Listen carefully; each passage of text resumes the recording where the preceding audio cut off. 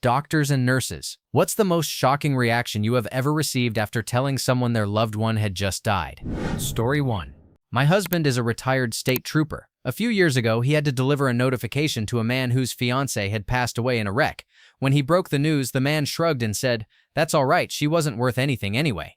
Another memorable case was a 16-year-old boy, we'll call him Josh, who passed away after swerving off the road at a high rate of speed. My husband went to Josh's house to notify his parents, and their other son, Michael, came to the door with them. Michael was 8 years old and autistic. When my husband delivered the devastating news, Michael began jumping up and down with excitement, repeating, "Does this mean I get to have Josh's room now? Does it? Can I have his room now? Josh isn't coming home. He's not alive. Can I have his room? I want Josh's room." My husband said it was heartbreaking to watch the parents absorb the loss of one son, while the other, not fully understanding, repeated over and over again that he wanted Josh's room. The last one that really stands out to me is when my husband had to deliver a passing notification to a woman who was a flight attendant. She had just gotten married a few months earlier, and her husband had passed away in a car accident while she was at work, in the air. My husband called the airline she worked for to find out where she was, and they told him her plane was about to land back at the airport in our city. He and another trooper went to the airport to await her arrival. When her plane touched down, she was escorted to an empty room where my husband and the other trooper were waiting to deliver the news. When they broke the news of her husband's death, she just stared at them in silence, her face expressionless for about 10 seconds. Then she finally said, "He went not knowing I love him." That morning, before she left for work, they had gotten into an argument. As she was walking out the door, he stopped her and told her he loved her. She looked at him, slammed the door, and left without saying it back. He died before she ever had the chance. This one breaks my heart the most and is the reason I never go to sleep or leave the house angry or without telling my husband I love him. Before we continue, do us a quick favor. Smash that like button and subscribe to support our channel. Story 2. I worked in medical surgical for a few years at the beginning of my career as a nurse. Sure, we had a few patients here and there who were just admitted for observation. The first cancer patient I lost in my career seemed like one of those. When he was admitted to our floor, he was always cheerful, polite, and never admitted to feeling ill in any way. One of the nicest people you could ever meet. I remember him because of this. He had stage 4B lung cancer and never once asked for anything. Over the course of a few months, I got to know him better. It turned out he had thought he just had a bad cold, only to learn shortly afterward that he was dying. It's cruel, but that's life sometimes. It isn't always pretty. When he found out, he seemed at peace with it all. Then, almost unbelievably, he began working like a madman from his hospital bed. Every time I went into his room to check on him or give him medications, he was writing in a notebook. He only received visitors once while he was with us, and it was his wife brought by a friend. She had never learned to drive because she never wanted or needed to. He had spent his entire life taking care of her completely and totally. It turned out that all the writing in his notebooks was him leaving her notes on how to do things. He had literally taken care of her since they were in high school. She didn't even know how to use a dishwasher. I think of him from time to time, especially when I've had a rough go with love in my life. The few times I asked him about his wife were some of the rare moments I saw his face light up with delight. It's comforting to know that love like that exists. Story 3. I had a patient who was flown in from far away with a non-survivable accidental burn. The only family member present at the hospital was an adult child who responded in an appropriate way: shock, disbelief, sadness, and denial when I shared the news. The patient's spouse was still at home, hours away. I called them to explain the severity of the burn and the urgent need to get to the hospital to say their goodbyes. Their response was simply, "Okay, thank you, doctor." Most people would be frantic, but this spouse remained completely calm, more concerned about getting the house cleaned up than the impending death of their partner. The patient surprisingly made it through the night, and the family brought the spouse to the hospital the next morning. I spoke with the spouse and realized that when the patient left the house with the paramedics, they already knew there was no chance of survival. I was merely confirming what they had already accepted, that they were losing their partner of almost 40 years. Their concern was focused on the house, as they could no longer bear to look at the footprints burned into the carpet. The patient passed shortly after the spouse arrived. When someone's clothing catches fire, almost everything they come into contact with can be singed or catch fire as well. Many patients panic and run outside, forgetting to stop, drop, and roll. It is actually not uncommon to hear from family members that, even though there was no structure fire, the floor or furniture ended up burned. Story 4. I was a second-year resident in family medicine doing an ICU rotation at a major downtown hospital in a large city. One night, we admitted a patient with sickle cell disease who developed acute chest syndrome and decompensated rapidly. That night, we worked to stabilize him, and he held on, more or less. I told the family that if his lungs held up, there was a chance he could do okay. I went home post-call and returned to find him in multi-system failure, his lungs giving out, with essentially nothing left to do. The attendings liked having us Navy family medicine residents handle the talk with families. We must have been good at it. Since I already knew this family, they were happy to see me and said, "You're up." I took a second-year internal medicine resident with me to observe, and the attending brought us to the family room to deliver the news. There were about 20 to 30 family members there, all ages and backgrounds. The power of attorney was his daughter, who didn't know him well but was the closest relative, since his parents and wife had already passed. I began to break the news, that thing I mentioned about his lungs holding out. Well, unfortunately, they aren't anymore, and nothing else is either. The 4 medications keeping his heart pumping won't work much longer. We need to talk about what to do. They asked, "Pull the plug?" And I replied, "Yes, maybe." A handful of young girls who weren't the power of attorney all started crying. One actually ran screaming down the hall. The men in their teens and 20s began swearing under their breath and gathered in the corner, glaring at me with a look that said they were planning how to make the same thing happen to me as to their family member. I'm guessing the other resident and attending slowly sank back into the room, like Homer backing into the hedge, because I was left alone to handle the rest of the event. I tried to get the daughter to make a decision, but reasonably she couldn't. She eventually passed the responsibility to one of his cousins. The middle-aged relatives began arguing, each convinced they were right and everyone else was wrong. No one could agree, except that I was wrong, didn't know what I was talking about, and had apparently lied to them the other night. They eventually deferred to the next generation. His aunt was there with a few older relatives sitting quietly in a corner. She was far more reserved, understood the situation, and seemed to come to terms with it quickly. She thought it was best not to let him suffer and tried to convince the daughter to sign the paper. But the daughter couldn't bring herself to do it and began crying. After a few more minutes of talking, crying, and arguing, another man I hadn't seen yet began speaking. I just talked with Brother Ben the other day about this exact thing. He knew he was in bad shape, and soon he would get to go back to Jesus. It was apparently the family's pastor, and he started preaching. With each sentence, more people joined the circle around me, the POA, and the pastor, until everyone was gathered again. With every mention of Ben and Jesus, there was another amen, or hallelujah. The room filled with shouts of praise. Finally, the daughter said, "Yes, let's do it," to a resounding chorus of praise Jesus. After about 15 minutes of all this, we finally signed the papers. I spotted the other 2 doctors in the corner, the other resident sitting quietly, eyes wide. In the hall, the intensive care attendant of over 12 years said, "Well, that's the craziest thing I've ever seen." And I knew he had seen a lot already. That ICU was intense, and I have quite a few other stories from just that single month. Story 5. I was a transporting EMT. We were called to confirm a passing in a residence. When we arrived, we were directed to a dimly lit room, where an older man was lying on the floor. He was slightly cyanotic, but still warm, with no lividity or rigor. We began setting up for CPR and applying patches when the family started shouting at us, "You're not bringing back PAPs." That's when we noticed the 4 family members shouting were each holding guns. Soon, more family members arrived, also armed. Each new arrival would be told, "They're trying to make PAPs alive again." In a short amount of time, there were about 15 people, all angry and carrying shotguns and rifles. My partner and I decided to leave and wait in the ambulance until the police arrived. While we were waiting, 2 more pickup trucks showed up with a few more family members, also carrying guns. I guess the police knew the family well. The backstory was that Paps was going to be admitted to hospice the following week for a terminal condition, which nobody could be bothered to explain to us. The most bizarre one, though, involved my own family. Despite having seen hundreds of people pass in my career, this still stands out. My grandmother passed away in hospice and had donated her body to science to be studied and dissected by medical students. My mother and uncle wrote on her with a Sharpie things like "cut here" and dotted lines, apparently to make the students laugh when they received her body. Story 6. I'm an EMT and have seen a few of these situations, but the worst was one I observed indirectly. A young woman in her 20s passed away instantly in a high-speed collision. She was alone in the car on a cold November night, a tragically abrupt way to pass.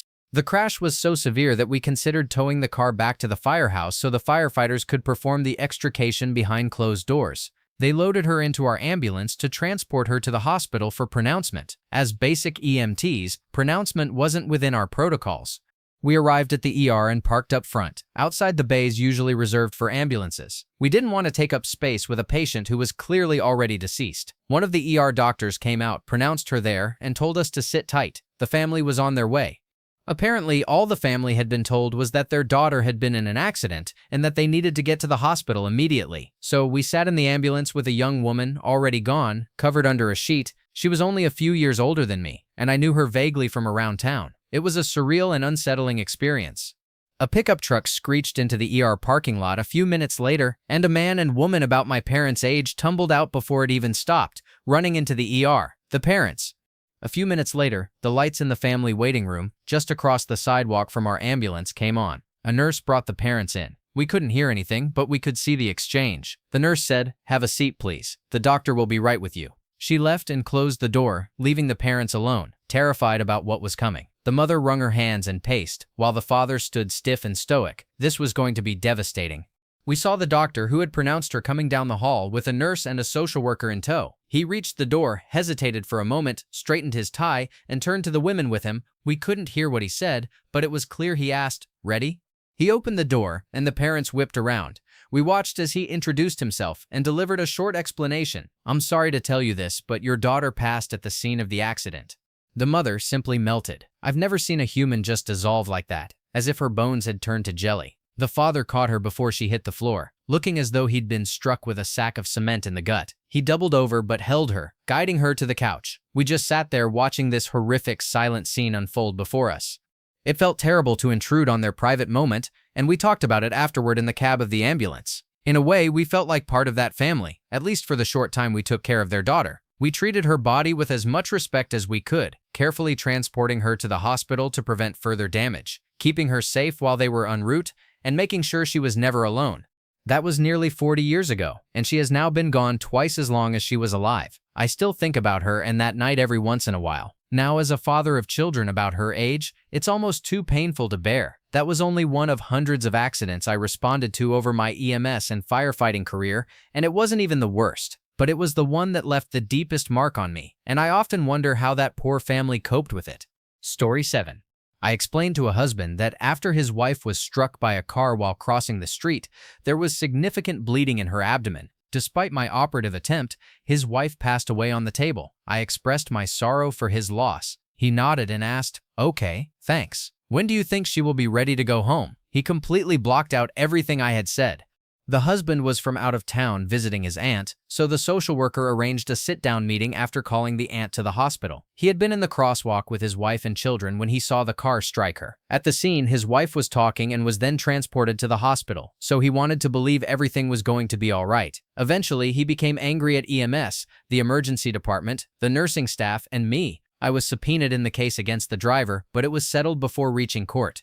Story 8. Your 95-year-old aunt is in the final stages of lung cancer. There was a sudden, emotionally disproportionate outpouring of grief from her nephew, who, from what I understood, had not been particularly close to his aunt, though he was her closest living relative. It's just not fair. I paused and let him continue speaking. My CMT frowned, not quite understanding where the conversation was going. Bravely pressing on with the dialogue, my CMT followed the pre-planned route. It could be days or weeks. She currently has a very good appetite. Her nephew isn't really listening. He interjects, "She chain-smoked, you know? Funny, isn't it, how you can smoke 50 cigarettes a day and nothing happens until you're almost 100. My wife never smoked." His voice trails off. My stomach did an uncomfortable twist, and I glance at my CMT, who looks back at me as if to say, "What on earth is he talking about?" "I don't blame her, you know," he goes on. "She started smoking after her husband died. She was one of the factory workers in the Second World War, and she was so close to him. They never had any children. But I asked her not to smoke around my wife. Roy Castle, you know, it took his life." Finally, it dawned on my CMT and me. "Sir, did your wife pass away from lung cancer?" His eyes swelled with tears, and we both struggled to remain professional, trying not to cry ourselves. It turned out that secondhand smoke exposure had caused his wife to pass away several years earlier from lung cancer, as they had allowed his aunt to live with them after his uncle died. His wife had never smoked in her life, and we were completely unprepared for the raw, angry grief he had clearly harbored toward his aunt for indirectly taking the love of his life from him. That, I think, was the most difficult Breaking Bad news moment I've ever had to witness or help deliver. Mostly because it was completely unexpected, and because he was so raw, angry, and inconsolable over his wife. Smoking isn't worth it, and it's not just about you. Story 9. When I was a pediatrics resident working in the neonatal intensive care unit, a set of twins was delivered far too early. The parents had already chosen names for Twin A and Twin B. Both survived delivery, but Twin B passed away overnight. When we broke the terrible news to the parents, they were understandably devastated. What always struck me as unusual, though, was what they did next. They decided to switch the names so that the surviving twin would have the name they liked more. I often think back on the twin who passed and feel a deep sadness about the whole situation. Story 10.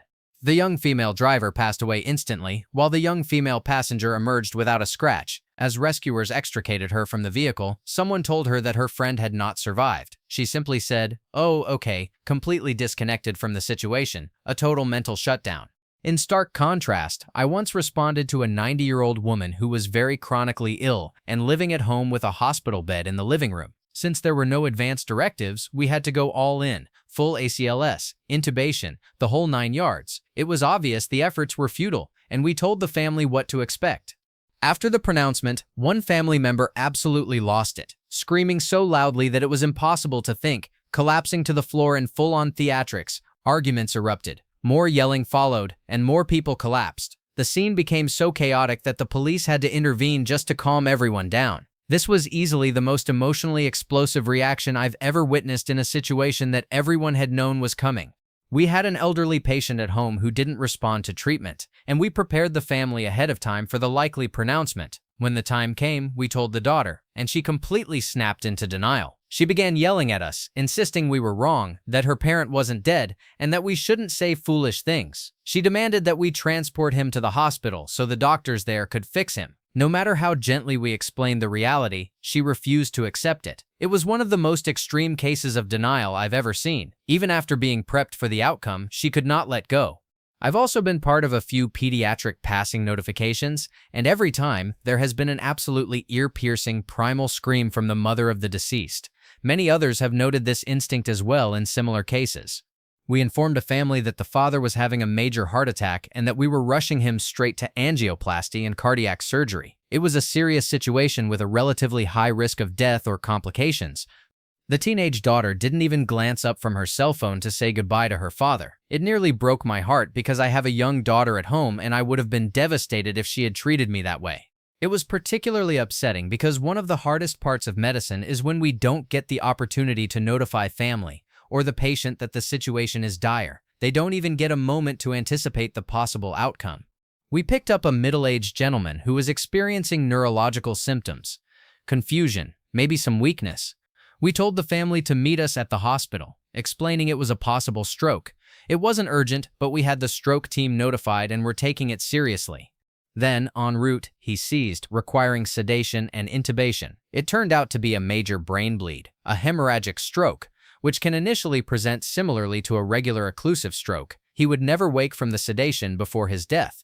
I had to break the news to the family at the hospital that things had gone sideways. I wish they had known before we left that it would be the last conversation they had with him. This is why I make a point to prepare families and why I appreciate it when they take us seriously. Story 11. I'm a second-year hematology/oncology fellow, a doctor who has completed residency in internal medicine and is training to become an independent hematologist-oncologist. As a preface, we unfortunately deliver bad news frequently. Whenever someone asks how my day went, I usually say something like, "Great, I only made 2 people cry today." One of the most memorable cases happened recently. A man in his 20s, Muslim, with a very treatable and possibly curable lymphoma, was ready to start chemotherapy. We had completed all the workup, and I had thoroughly explained the treatment plan to him, providing handouts and guidance. He was always alone, but I knew he had a large family, reportedly 15 siblings, his mother and a stepmother, so I suggested he have one of his family members present to help him through the process. The patient's mother eventually showed up, and he asked me to come into the room. It turned out he hadn't told her anything about why he was in the hospital. I began to explain, and the moment I said lymphoma, a blood and bone marrow cancer, his mother started shaking. She got up from the chair, rushed to the trash can, and vomited several times before pacing around the room for the rest of our conversation. To complicate matters further, the patient left before starting chemotherapy to pursue alternative treatments with antioxidants, despite repeated warnings that delaying therapy could seriously affect his outcome. I don't know what ultimately happened to him. Story 12. A child with congenital lupus was admitted. The family had refused most treatments. The child was on 24/7 dialysis and desperately needed a kidney transplant. We told the parents that without the transplant, their child would not survive. They insisted they had faith their child would live without one. They were wrong. The mother was devastated, repeatedly saying that God should have saved her child. The father became angry and left the hospital. The grandmother kept repeating, "God took my child because he had fulfilled his purpose on earth." I took that last part to heart and have since done everything in my power to empower every child I see, helping them achieve the best possible quality and quantity of life. There was no prosecution. The child passed from complications of their illness. The parents had the right to refuse medical intervention until physicians obtained court approval, and we were too late. In the state I was in, official court intervention was required to override parental wishes based on religion. We did not receive it in time. Additionally, the DNR had been signed on admission at the start of the hospital visit, which was entirely legal since the child was already actively passing. It was not rescinded prior to the patient coding a second time and ultimately passing. Story 13. When I worked in a large inner-city ER, a family brought in their grandmother, who had gone to take a nap in the living room on her chair. When she didn't wake up for 8 to 10 hours, the family called EMS and brought her in. By the time she arrived, it was very obvious she had not been alive for half the day. The patient was stiff and we pronounced her deceased. When I called the family into the room to inform them that their 88-year-old with no healthy organs and on dialysis had passed, they first accused me of lying and then of causing her death. Police had to be called when a particularly boisterous 14-year-old female became threatening, repeating what many families say, "She was fine this morning. People don't just pass away." Unfortunately, that is ultimately how everyone exits. Story 14. This woman was visiting the area with her friends when she began experiencing heavy vaginal bleeding. I explained that bleeding in a postmenopausal woman is always concerning. She also had a copious necrotic tumor protruding from her uterus. I told her that we would not know for certain until the pathologist examined it under the microscope, but it was concerning for cancer. Long story short, it takes several days for the final pathology report to come back, but she stabilized and was able to go home in the meantime. Unfortunately, the pathology came back as a rare and aggressive form of cancer. I was no longer involved in her care, but was saddened to hear about the diagnosis. As a courtesy, I called her to make sure she had all the necessary information and support before seeing the gynecologic oncologist. She responded, "Oh, I thought you were calling to apologize. I'll never forget you telling me that you think I have cancer." It's part of the stages of grief denial and anger, but it still hurt that I went out of my way to check in, and she responded with so much anger and blame. True, until we have a definitive diagnosis, we can't say for certain whether it is one thing or another, which I had explained to her. Still, when we have a serious concern, we owe it to our patients to share that information. Anything less would be unethical. Story 15. I'm a nursing assistant, so I'm a bit down the chain of command. We had a Lithuanian couple come into the ED. They didn't speak a word of English. They had come for one last holiday before their baby was due, but the woman was rushed straight off the plane into an ambulance due to severe abdominal cramps and heavy bleeding. The doctor had to translate that the baby had passed. I will honestly never forget those screams for the rest of my career. Blood-curdling, pure heartbroken screams from both of them. The entire day, every single staff member was shaken and upset. It's not like we haven't experienced patient deaths before. Even children don't always survive, but the sheer raw heartbreak of that moment was unlike anything I've ever seen. They were utterly destroyed. Story 16. I was at a delivery where both the mother and baby were having problems. While we were saving the baby, the OR team was simultaneously trying to save the mother. We were able to save the baby, but unfortunately the mother did not survive. As we were leaving with the baby for the NICU, the OR doctor informed the father and his family that his wife had passed. When he saw his baby, he asked when his wife could begin breastfeeding. The grandmother fell to the floor crying, but the father had a look as if he were just waking up, unable to process what was happening. Watching him visit the NICU was heartbreaking. You could see him trying to hold it all in while caring for his newborn. Story 17. One of my patients had squamous cell carcinoma in situ on his lip, which I caught early and was completely removed during the biopsy. We still recommended topical chemotherapy on the area to ensure that all abnormal cells were eradicated. For those unfamiliar, it is applied like a lotion and generally only causes local skin side effects. It was actually good news, but I wanted to emphasize that he remains at higher risk for developing new cancers. I also advised that his children may share the same genetic predisposition. He needs to ensure that both he and his children use sunscreen and lip balm with SPF, and that he follows up every 6 months. He was a native Spanish speaker, but his English seemed above average, so I didn't want to use a translator if I didn't have to. Judging by his age and how upset he became, I clearly overestimated his English skills. He managed to pick up the buzzwords cancer, more cancer, chemotherapy, and his children have a higher chance of getting cancer, but he missed all the important context. He came to believe that he was not going to live, and that his children wouldn't either. I quickly got a translator and explained everything again. Although he was still distraught from the emotional roller coaster moments earlier, he finally understood what was actually happening. In the end, my worst reaction was simply my own mistake. Story 18. A 60-year-old man came to the ED a few weeks ago with abdominal pain, and a CT scan revealed a 10-centimeter mass in his pancreas. He always had a smile on his face and joked with me while in the hospital. He thanked me and my resident team every time I entered the room or walked by and called us in for help. It's remarkable how some people maintain a sense of calm even when you are trying to hold back your own emotions while telling someone they may have seen their last Christmas. Story 19. As a resident in the ICU, I had a 30-something male code around 5 a.m. We managed to bring him back after about 30 minutes, but the problem was that he would start coding again shortly after, compressions and another round of epinephrine, and he would come back only to go through it all again.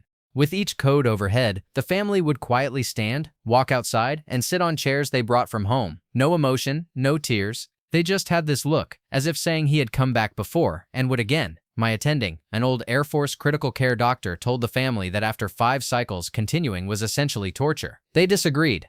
I signed out to the oncoming resident and later heard that they finally let him pass around 11 a.m. In my state, we have to wait 48 hours after deciding to withdraw care. After a few days, the patient's wife of 50 years made the decision to withdraw care. She struggled with guilt, feeling she was causing her husband to suffer. He had previously undergone surgery to remove a lung, and his remaining lung had severe pneumonia that was not improving. He went into ventricular tachycardia and passed 2 hours before we were scheduled to remove the tube. I have never seen such a weight lifted off a family member as I did when she told me. He knew I couldn't do it, so he did it himself. The one I will never forget was the withdrawal of care for a 17-year-old. He had been driving home from football practice with his little brother when he flipped his car. He suffered a traumatic brain injury and never regained consciousness. His brother walked away without a scratch. The father was devastated but eventually thanked us for our care and respect after about 4 days. I will never forget the hatred and the look the mother gave the medical staff in that room. She never spoke a word. We were the team who couldn't and wouldn't save her son. She walked out when organ donation was brought up. My second bronch as a resident was performed on the 17-year-old so the team could assess how suitable his lungs were for donation. A month later, the organ donation group sent me a letter thanking me for my service. It detailed the approximate age of each organ recipient, what organ they received, and their hobbies. I have that letter framed and hanging in my house. Story 20. This was 3 years ago. Shortly after I had begun my hospital training, I was placed in a consultation room for the week. The doctor told me the next patient had undergone numerous treatments for her bowel cancer, but the disease was returning too quickly. There was nothing more the hospital could offer. That day, we were tasked with telling her that she had an estimated 3 months left to live. They walked into the room, and she looked as if she already understood what we were about to say. Her husband, however, was distraught. Tears streamed down his face, and I did my best to offer advice and comfort while the doctor returned to his paperwork. It was one of the most harrowing experiences I'd had in the hospital up to that point. Listening to his desperate pleas, asking if there was anything we could do to help. His wife tried to console him, but I could see she needed support as much as he did. Story 21. I work in orthopedics. I once dealt with a car crash involving 7 family members. The youngest was a 9-year-old with open fractures to both legs. We rushed him straight into the theater, but he developed rapid onset sepsis, compounded by blood loss and a pulmonary embolism. He passed on the table before surgery could properly begin. Despite a large number of staff, there was nothing more we could do. The father was the last to find out, as he had suffered a fractured skull and was transferred to a different trauma hospital. The crash had occurred halfway between the 2 hospitals, so patients were split up due to urgency and need. He had a brain bleed and remained in the ICU for a week. His wife didn't tell him about their son's passing until he left the ICU, fearing it would trigger a setback in his recovery. I heard that when the father found out, he self-discharged and attempted to end his life. I hope he is doing all right now and receiving the support he needs, but unfortunately, being in a different area, it's hard to confirm. I believe it was actually his wife who had been driving. As a side note, please ensure that your headrest in a car is properly adjusted. I see many head, skull, and neck injuries caused by improper headrest placement. Just today, I treated a patient with a fractured C5 due to this. If you drive the same car regularly, it only takes a moment to set it correctly. Combined with a seatbelt, the headrest isn't just for comfort, it's there to save lives. Story 22. I am a TV news photographer. The stuff you see on the news, I shoot and edit that video. About 20 years ago, roughly an hour outside of Macon, Georgia, 4 high school boys were in a car traveling 60 to 70 miles per hour around the speed limit for that road, maybe slightly over, on a rural state highway. Up ahead was a 4-way stop. When you are a 17-year-old boy, 4-way stops are a huge annoyance because you have to come to a complete stop and then accelerate back up to 70 miles per hour. It was late at night, almost midnight, and it wasn't uncommon for young, reckless boys to ghost the intersection or on approach, flip off their headlights and fly through at speed. This intersection might see 3 to 4 cars an hour at that time of day, and it only takes about half a second to fly through. It's stupid, but usually not particularly dangerous. On this particular occasion, a woman and her mother were on their way home and entered the intersection just as these boys ghosted it. The car the women were in was completely bisected. Tragically, all 4 boys and the 2 women passed away. These boys attended a high school with maybe 30 to 40 students. School was canceled for a few days, and on the day before classes were set to resume, the students from their class, a class of about 10 to 15, held a small memorial at the intersection. They had lost roughly a third of their classmates in the crash. The memorial was entirely run by the students, with no adults present, though they had alerted the media, so it was just me and them. They had erected 4 white wooden crosses and pounded them into the roadside using rocks. The kids, as kids in that situation, were kind of awkward. They drove the crosses in, and nobody really knew what to say. When the last one was set, everyone just looked at one another, sharing a silent, heavy moment. Then, one boy, in a quiet, thoughtful, somber tone, said, "Aight, who's got the kerosene and a lighter?" The group froze, horrified. Time seemed to stop. Then, almost simultaneously, we all burst out laughing. The harder they laughed, the more they cried. It was one of the most memorable moments of my life, and somehow, exactly the right thing to say at that moment. Story 23. This happened during my intern year on the vascular surgery service. The ER paged us about an older woman being transferred from an outside hospital with a ruptured aortic aneurysm. Aortic aneurysm ruptures carry a very poor prognosis, but interestingly, a person actively passing from one can still be relatively coherent and not in severe pain. A couple of minutes after I left the ER room, the patient passed. Her daughter and best friend arrived shortly afterward, presumably having been with her at the first hospital. I took them to a quiet room away from the ER chaos and broke the news. Naturally, they were shocked. "We were just talking to her," they said. "She didn't seem to be in that much pain." Both statements were true. Aortic aneurysm ruptures can be a surprisingly low-pain way to pass, but that reality can be very difficult for loved ones to process in such a short amount of time. Alternatively, there was a 40-something-year-old mother of 2 who had been admitted for nausea and vomiting. She died from multi-system organ failure, heart attacks, strokes, ischemic colitis, and pulmonary embolism, all triggered by a rare clotting disorder that decided to manifest itself all at once for the first time. I had to tell her family that their loved one, a previously healthy mother, was not going to survive. On top of that, I had to recommend that her family get screened for this rare condition, as it could affect them too. This was easily one of the hardest conversations I've ever had. Story 24. Both the husband and the father were told simultaneously, and their reactions, though both grieving, were very different. The news that the patient, a 24-year-old, had passed was completely unexpected. The husband wailed openly for about a minute, while the father remained far more contained and rational, immediately discussing the multiple mismanagements in patient care that had occurred. This happened when I was a senior OB/GYN resident. Another hospital had just performed the patient's 3rd cesarean section on Good Friday afternoon and had encountered a placenta accretia, which they believed they could control without a cesarean hysterectomy. A few hours later, she began hemorrhaging. They took her back to the OR, but the bleeding was so severe that the hospital began running out of blood. The patient then had to be transferred to us via a 40-minute ambulance ride.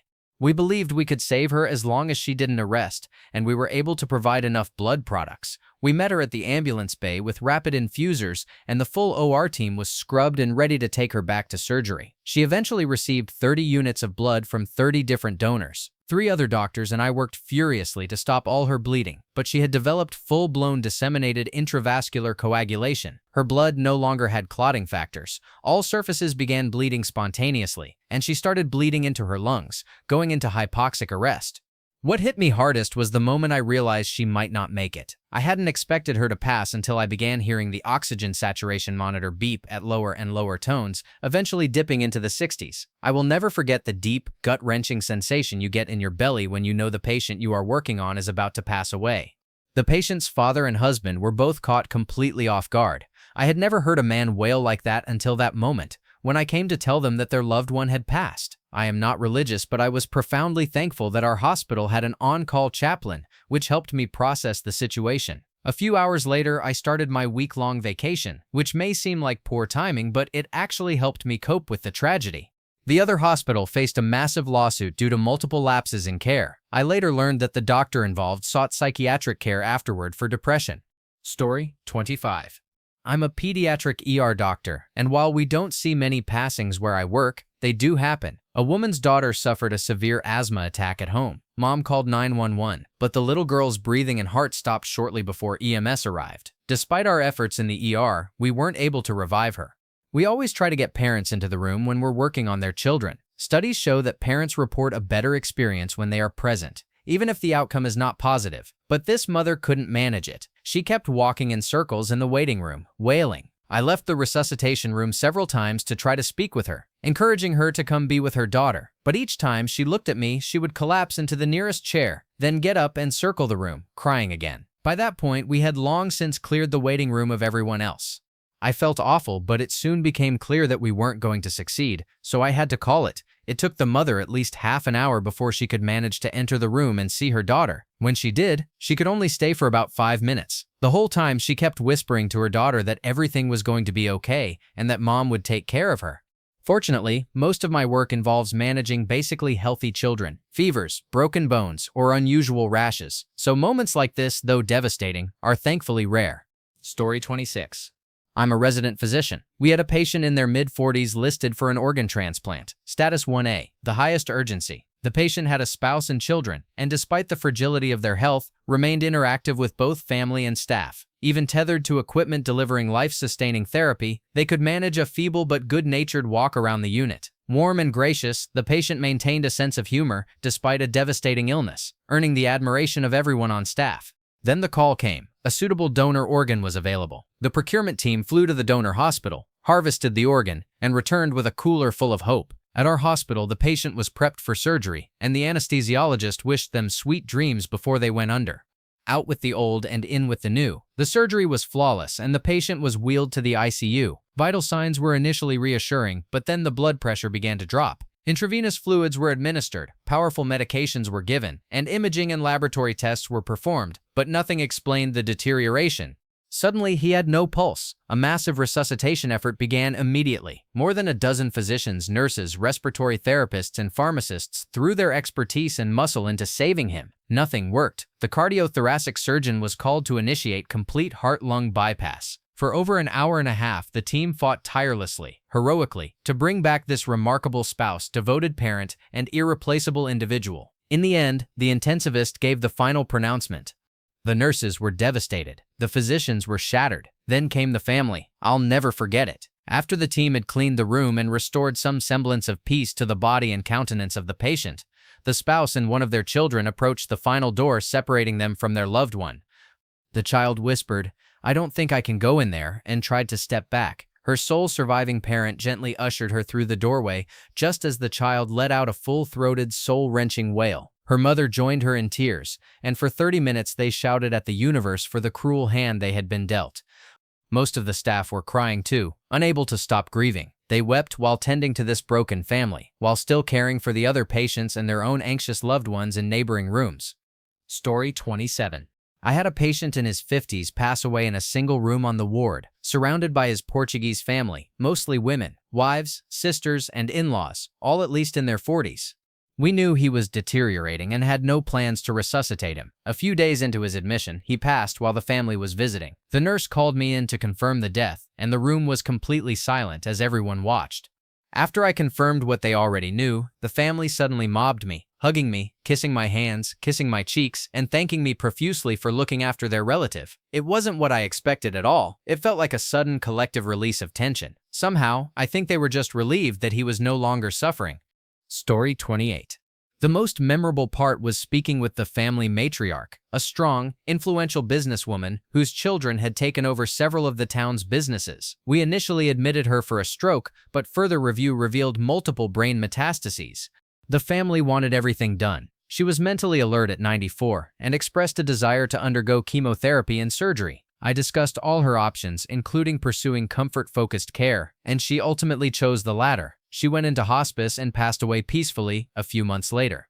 She asked me what I would do, given that I had recently cared for my own grandparents under similar circumstances. I gave her both perspectives. Aggressive treatment might buy a few months, but would involve surgeries and illness, while comfort measures would focus on quality of life. I believe she was at peace with her decision. The family, however, seemed upset that I had even offered her that choice. Story 29. I'm a cardiology fellow, and I think the hardest moment was speaking with the wife of a 40-year-old man who had passed away from complications of a massive ST elevation MI. He had suffered a heart attack and arrived with a very delayed presentation. We took him to the cath lab and opened the blockage, but his cardiac ejection fraction was only about 10%, while normal is around 60%.